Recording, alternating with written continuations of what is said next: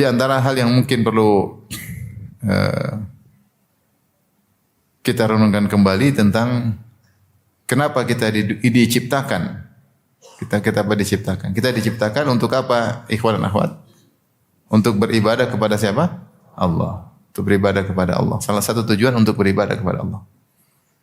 Salah satu tujuan di antara bentuk ibadah yang paling agung adalah mengenali Allah. Mengenali Allah.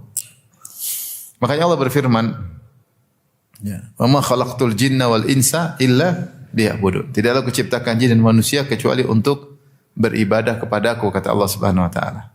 Ada seseorang merenungkan, dia bilang tidaklah Allah ciptakan apapun kecuali ada tujuannya. Allah enggak ada ciptakan sesuatu batila. Rabbana ma khalaqta hadza batila. Ya Allah, tidak ada kau ciptakan ini sia-sia. Kau ciptakan langit ada tujuannya. Engkau ciptakan matahari ada tujuannya. Engkau menciptakan rembulan ada tujuannya. Engkau menciptakan oksigen ada tujuannya. Engkau menciptakan tanah ada tujuannya. Engkau menciptakan sebagian misalnya logam-logam ada tujuannya. Semua ada tujuannya, ada fungsinya. Ya, matahari ada tujuannya, rembulan ada tujuannya. Maka kita juga diciptakan ada tujuannya.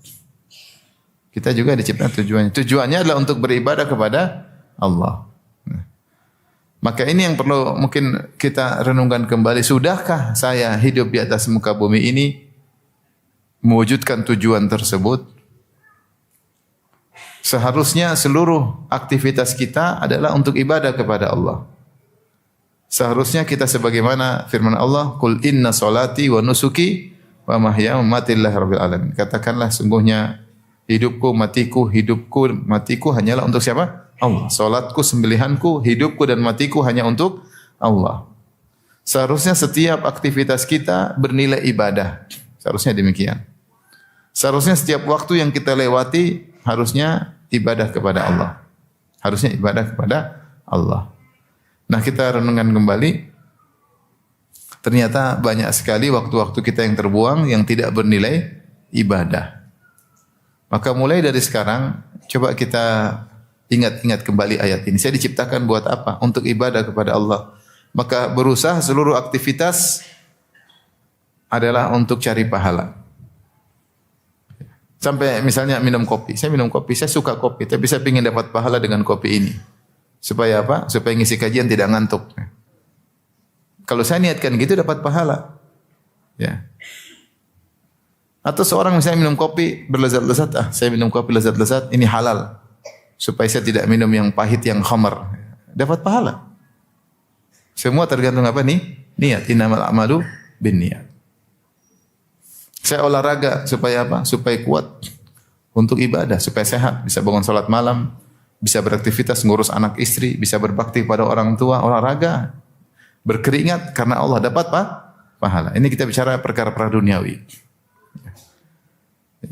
Mulailah kita renungkan bahwasanya kita berusaha segala aktivitas kita karena Allah. Ini bekal kehidupan kita dalam perjalanan dunia.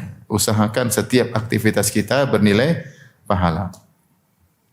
Sampai perkara-perkara yang menunjukkan seakan-akan jauh daripada ibadah seperti kemesraan suami istri juga bernilai pahala. Seperti firman Allah Subhanahu wa taala, "Nisa'ukum harthul lakum fa'tu harthakum anna syi'tum." Sungguhnya istri kalian adalah sawah ladang kalian, maka datangilah sawah ladang kalian sebagaimana yang kalian sukai. Terserah bagaimana caranya, kapan kalian ingin datangi. Kemudian kata Allah setelah itu, waqaddimu li anfusikum, dan persembahkanlah buat diri kalian amal soleh. Bayangkan setelah Allah sebutkan tentang ayat anjuran untuk mendatangi istri, setelah itu Allah sebutkan waqaddimu li anfusikum, persembahkanlah untuk diri kalian amal soleh. Maka para ulama membahas dalam buku tafsir apa amal soleh yang bisa diraih di balik berhubungan dengan istri. Maka mereka sebutkan seorang akan mendapatkan pahala ketika berhubungan intim dengan istri jika misalnya niatnya untuk mendapatkan anak yang soleh, dapat pahala. Misalnya agar dia menyalurkan hasratnya di cara yang benar untuk menghindarkan diri dari zina, maka dia dapat pahala. Misalnya untuk agar bisa mesra, mengambil hati istri, menyenangkan istri, maka dia dapat pahala. Banyak bisa didapatkan. Sehingga kegiatan tersebut yang seakan-akan jauh dari nilai pahala, ternyata di balik itu juga ada pahala. Makanya Rasulullah SAW mengatakan, wa fi buti ahadikum sadaqah. Engkau menggauli istrimu, kau dapat pahala. Sampai sahabat bertanya, ya Rasulullah, ayadhanu ahaduna syahwatahu fil halali walahu ajrun. Ya Rasulullah, apakah seorang meletakkan syahwatnya di saluran yang benar, di istrinya, kemudian dia dapat pahala? Kata Rasulullah SAW, ara'aitum law wada'ahu fil harami akana alaihi wizrun. Bagaimana menurut kalian kalau dia meletakkan air maninya, syahwatnya di tempat yang haram, dia berzina, bukankah dapat dosa? Kata sahabat, tentu. Nah, kalau gitu, kalau dia letakkan pada istrinya, dapat pahala.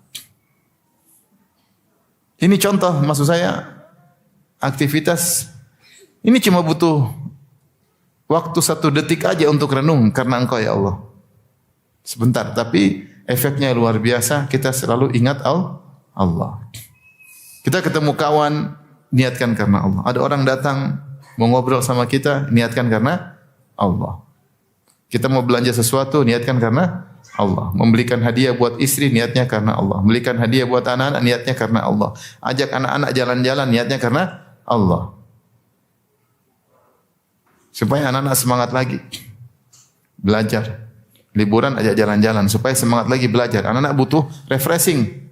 Bukan cuma ibu-ibu aja yang ke mall, anak-anak juga butuh refreshing. Buat semangat untuk belajar lagi.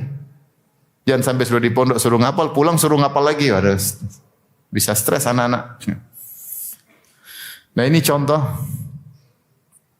agar bekal kita banyak dengan meniatkan segala aktivitas kita karena Allah. Ibu-ibu banyak bisa ibu lakukan.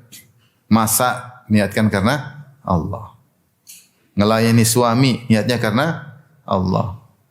Bikinkan kopi buat suami, niatnya karena Allah. Cucikan pakaian suami, niatnya karena Allah.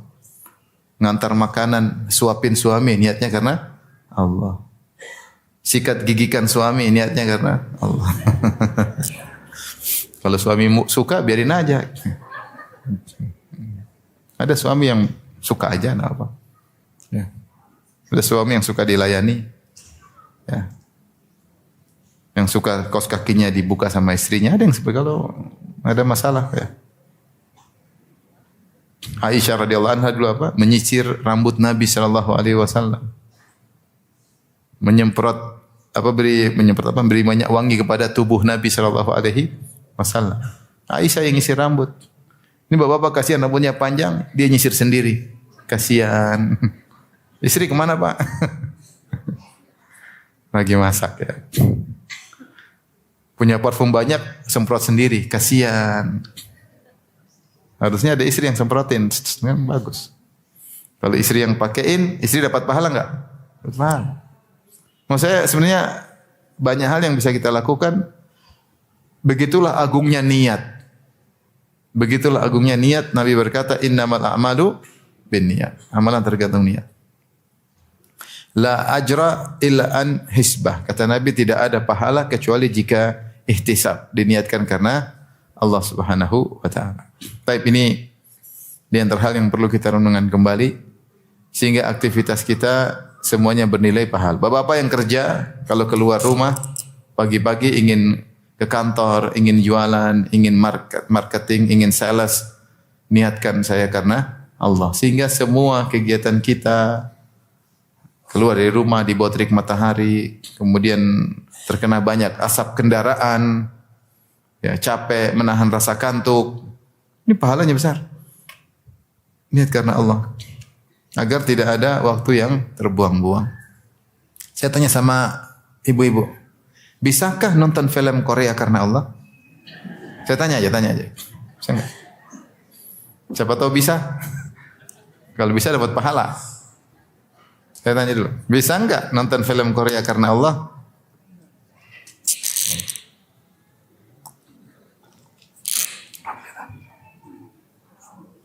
Bisa enggak?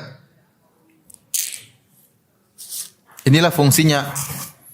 Di antara fungsi kalau kita sering niat karena Allah, kita akan mengontrol aktivitas kita. Kalau ini enggak bisa kita larikan karena Allah, berarti enggak benar. Berarti enggak benar. Paham? Saya tanya sama Bapak, bisakah beli jam harganya 1 miliar karena Allah? Coba renungan aja, bisa nggak kira-kira? Susah kan? Susah. Susah. Sehingga ketika ini, karena kalau kita selalu mengontrol hati kita karena Allah, banyak hal yang bisa kita filter. Yang kita filter. Ya.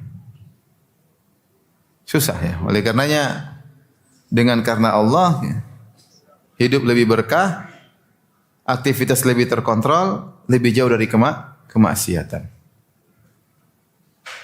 Jauh dari kemaksiatan. Maka sering-seringlah kita berniat karena perkara sederhana ya.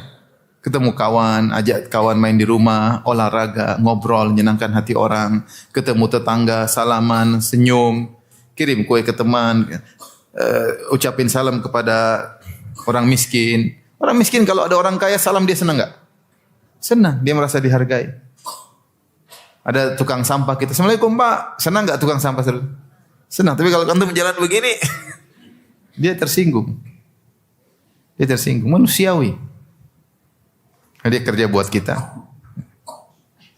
Sehingga segala aktivitas berpahala. Sehingga kita tidak lari daripada tujuan kita diciptakan. Wa ma khalaqtul jinna wal insa illa liya'budun. Antum kira kita diciptakan begitu saja? Enggak, ada tujuannya dan kita akan dihisab. Allah mengatakan afahasibatum annama khalaqnakum abatha wa annakum ilaina la turja'un. Apakah kalian menyangka kami ciptakan kalian cuma main-main doang? Abath, hanya sekedar senda gurau, bermain-main. Wa annakum ilaina la turja'un. Kemudian kalian tidak dikembalikan kepada kami. Tentu jawabannya tidak benar. Kalian diciptakan karena ada tujuan, kalian akan dikembalikan dan akan dihisab oleh Allah Subhanahu wa taala. Allah berfirman juga, ayahsabul insanu ayyutraka suda. Alam yakun nutfatan min mani yumna, thumma kana 'alaqatan fa khalaqa fa sawwa, dan seterusnya. Apakah manusia menyangka dia diciptakan begitu saja tanpa ada tujuan? Tidak diperintahkan, tidak dilarang. Semua ada tujuannya. Semua ada tujuannya. Maka pastikan aktivitas kita semuanya untuk ibadah. Kalau kita pun terjatuh dalam kesalahan dosa, apa ibadah di balik dosa? Bertobat dan istighfar. Kalau kita dapat nikmat, apa ibadah di balik nikmat? Bersyukur. Kalau kita diuji terkena musibah, apa ibadah di balik musibah? Bersabar. Sehingga seorang berputar pada ibadah kepada Allah. Semua aktivitas adalah ibadah. Makannya ibadah, minumnya ibadah, tidurnya ibadah. Apa kata Mu'adz bin Jabal? Inni la ahtasibu naumati kama ahtasibu qaumati. Aku berharap dapat pahala dari tidurku sebagaimana aku berharap dapat pahala dari salat malamku. Kenapa? Mu'adz bin Jabal kalau mau tidur niatnya untuk bangun salat malam. Pernahkah kita mau tidur niat bangun salat malam? Ya, pernah berapa kali? Atau kita pas mau tidur nonton YouTube, Facebook sampai ketiduran. Mana mau niat? Pas nonton Facebook nonton ijazah. Asli atau palsu? Asli palsu enggak? Sampai ketiduran. Terus enggak sempat niat. Sempat niat. Kenapa? Karena sebelum tidur murojaah. Murojaah Facebook, murojaah YouTube. Tapi kalau sebelum tidur baca doa, sebelum tidur ngaji, dia pasti ada niat. Sehingga tidur dia 5 jam, 6 jam, semuanya berpahala. Sehingga tidak ada satu detik pun yang lepas dari kita kecuali bernilai pahala. Kelihatannya sepele, tapi ini bekal luar biasa. Ini kelihatannya sepele, tapi ini signifikan dalam hisab nanti pada hari kiamat kelak. Maka sering-sering kita ingat karena Allah. Ibu-ibu, saya tadi sudah ajarin kan, jadi kalau suami pulang sambut dari begitu suami pulang bilang gimana biasanya? Gimana kalau suami datang, Assalamualaikum. Waalaikumsalam, wahai abi, Masya Allah, gitu lah gitu. Bawa apa katanya? Kalau tahu bahasa Arab, ahlan wa sahlan, Masya Allah. Kan keren. Sayang guru bahasa Arab. Kalau suami itu senang, jadi rindu pengen pulang terus, disambut sama istri. Sambut sama istri. Niatnya karena Allah Subhanahu wa taala. Jadi istri suami begitu sampai dia masuk dalam baiti jannati. Bahagia, pengen pulang terus. Mudah-mudahan kita semua bisa beraktivitas semuanya karena Allah Subhanahu wa taala. Ini teori yang saya sampaikan tapi butuh perjuangan sampai kalau kita sudah terbiasa jadilah sajiyah, jadi sudah perangai. Perangai seorang apapun dia mau bikin karena Allah. Jangankan kita mau bikin, kita mikir aja kalau bukan karena Allah kita enggak mau. Karena berpikir karena Allah dapat pahala. Kita renungkan gimana dakwah, gimana berbakti sama orang tua, gimana sih nyenangin istri saya, gimana ngurus anak. Karena Allah dapat pahala. Jangankan kita mikir itu dapat pahala. Kalau mikir karena enggak benar dapat dosa. Allah mencela Al-Walid bin Al-Mughirah yang berfikir buruk. Kata Allah, "Innahu fakkara wa qaddar, faqutila kaifa qaddar, thumma qutila kaifa qaddar, thumma nadhar, thumma abasa wa basar." Thumma adbara wastakbar faqala in hadza illa sihrun yu'sar in hadza illa qaulul bashar sa'uslihi saqar wa ma adraka ma saqar la tubqi wa la tadhar lawahatul lil bashar 'alaiha 19. Kata Allah Subhanahu wa taala, sungguhnya si Walid bin Mughirah berfikir dan mendebak-nebak, menerka-nerka apa yang harus dia ucapkan tentang Al-Qur'an. Jadi dia mikir, saya ngomong apa sih tentang Al-Qur'an supaya orang menjauh dari Muhammad? Dia mikir. Dia bilang Al-Qur'an syair bukan. Dia bilang Al-Quran ini adalah dongeng, bukan. Dia mikir keras. Allah sebutnya, innahu fakkara wa qaddar. Dia mikir dan dia menerka-nerka. Summa qutila kaifa qaddar. Celaka dia, bagaimana dia mencoba-coba memikirkan apa yang buruk tentang Al-Quran. Akhirnya dia punya kesimpulan. In hadza illa sihru yu'sar. Al-Quran ini hanyalah sihir yang dipelajari. Makanya orang kalau dengar tersihir. In hadza illa qaulul bashar. Al-Quran hanyalah perkataan manusia. Allah mengatakan uslihi saqar. Aku akan masukkan dia dalam neraka saqar. Jadi dia berfikir tadi dapat dosa. Makanya sebagian ulama membahas apa hukum banyak mikir tentang catur. Ini benar ini saya bahas. Sebagian ulama ada yang mengatakan begini, tapi ada yang mengharamkan catur gara-gara apa? Dia mikir yang tidak ada faedahnya. Dia gunakan potensi dia mikir berjam-jam.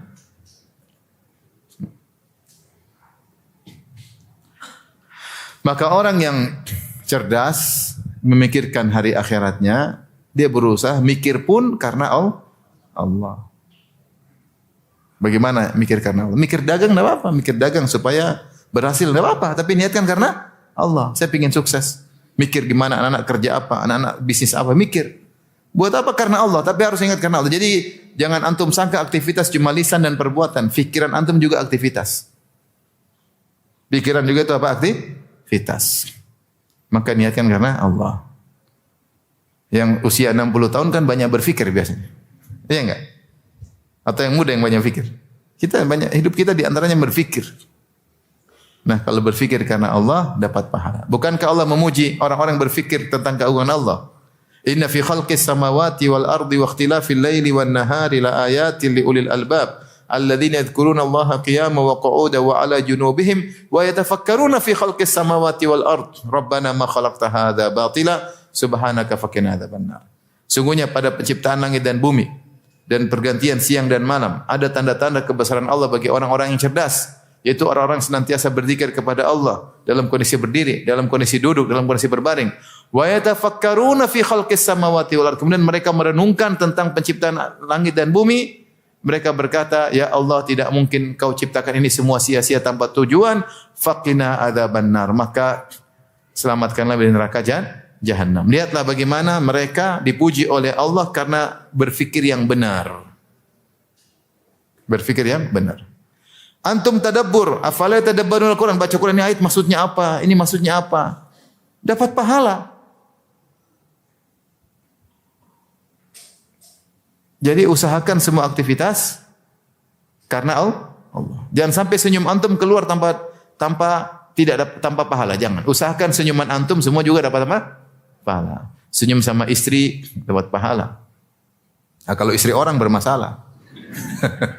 Kalau istri sendiri dapat pahala. Senyum sama kawan, senyum sama teman, senyum sama murid, senyum sama guru, sama tetangga. Taib.